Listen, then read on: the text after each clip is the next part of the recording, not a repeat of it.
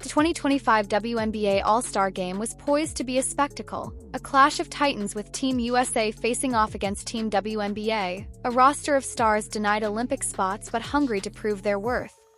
The heart of this narrative stood Caitlin Clark, the Indiana Fever's prodigy, tasked with captaining Team WNBA in the All-Star draft. Her decisions would shape not just the game but the league's evolving story. When the moment arrived to make her first pick, Clark faced a choice that could have leaned toward political savvy or star power. Names like Dewana Bonner, Jonquil Jones, and Kelsey Plum loomed large, each a proven force capable of commanding attention. Yet, in a move that reverberated through the basketball world, Clark chose Aaliyah Boston, her Fever teammate, early in the draft. It wasn't just a selection, it was a declaration of trust, a testament to a bond forged in the trenches of a rebuilding franchise. Clark's choice was no mere formality. It carried the weight of a season's worth of shared struggle and unspoken loyalty. Aaliyah Boston, the Fever's dominant post player, had been the emotional and defensive anchor for a team clawing its way out of back-to-back last-place finishes. Her contributions, elite rim protection, relentless rebounding, and quiet leadership, often went unnoticed amid Clark's headline-grabbing arrival. Yet Clark saw what others overlooked. Throughout the 2025 season, she'd praised Boston not just for her on-court prowess but for her mentorship. When Clark faltered early in her rookie campaign, Boston was her shield, offering private counsel and public defense, absorbing the pressure so Clark could find her rhythm. This loyalty, this unspoken pact, was what Clark honored when she called Boston's name. The moment was electric, not for its flash but for its authenticity. Boston's response was understated, a knowing smile, a quiet acknowledgement of a trust earned through sweat and sacrifice. This wasn't about chasing clout or appeasing the media. Clark could have played it safe, picking a veteran to dodge scrutiny or a fan favorite to court applause. Instead, she chose her center, her teammate, her rock. The decision sent a clear message. Clark wasn't here to build a personal brand, she was here to build a team. The Indiana Fever, long mired in struggles, were undergoing a transformation. Coaching changes and roster rebuilds had tested their resolve, but with Clark and Boston at the core, something special was taking shape. Their chemistry was palpable, both on and off the court. On the hardwood, their pick-and-roll game was evolving into a lethal weapon, with Clark's pinpoint passes finding Boston's deft finishes. Off the court, their friendship was a foundation, marked by mutual respect and unwavering support. They hyped each other up, shielded each other from critics, and took pride in their collective growth. Boston's grace in the face of Clark's spotlight was a masterclass in patience. She never demanded attention, never bristled at the media's focus on her teammate. Instead, she let her game speak, dominating in the paint, anchoring the defense, and mentoring a young roster with a veteran's poise.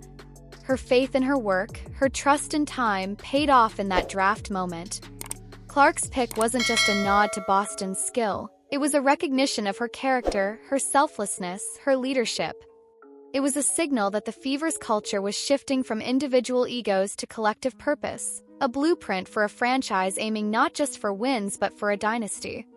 The All-Star game itself promised to be a showcase of this partnership. With Clark's court vision and Boston's dominance in the paint, their pick-and-roll could exploit the looser defenses of an All-Star setting. Their spacing, timing, and communication, honed through months of grinding practices, made them a dangerous duo. This wasn't just a one-night spectacle, it was a glimpse of what the WNBA could become. For too long, the league had grappled with internal divisions and inconsistent narratives. Clark and Boston, with their unselfish play and authentic connection, were cutting through that noise. They weren't chasing individual glory, they were building something lasting, a legacy rooted in unity and purpose. The moment also shifted the broader narrative. Until now, Clark had dominated the spotlight, her arrival fueling a surge in ticket sales, media deals, and fan engagement. The Fever were suddenly a must-watch team, not just for her scoring but for what she represented, professional excellence and relentless preparation. Boston, often sidelined in coverage, was now stepping into the light. Analysts began dissecting her stats, her efficiency, her two-way impact, her role as the Fever's backbone. Clark's decision to pick her early wasn't trendy, it was right. It forced the basketball world to recognize Boston's quiet brilliance, her steady hand in a franchise finding its footing. This draft pick was more than a moment, it was a turning point. Signaled a new era for the WNBA, one where leadership trumped ego, where teammates lifted each other up. Clark and Boston were becoming the faces of this shift, their partnership a beacon for a league ready to move beyond media favoritism and petty rivalries. Their story wasn't about who scored the most or who claimed the MVP.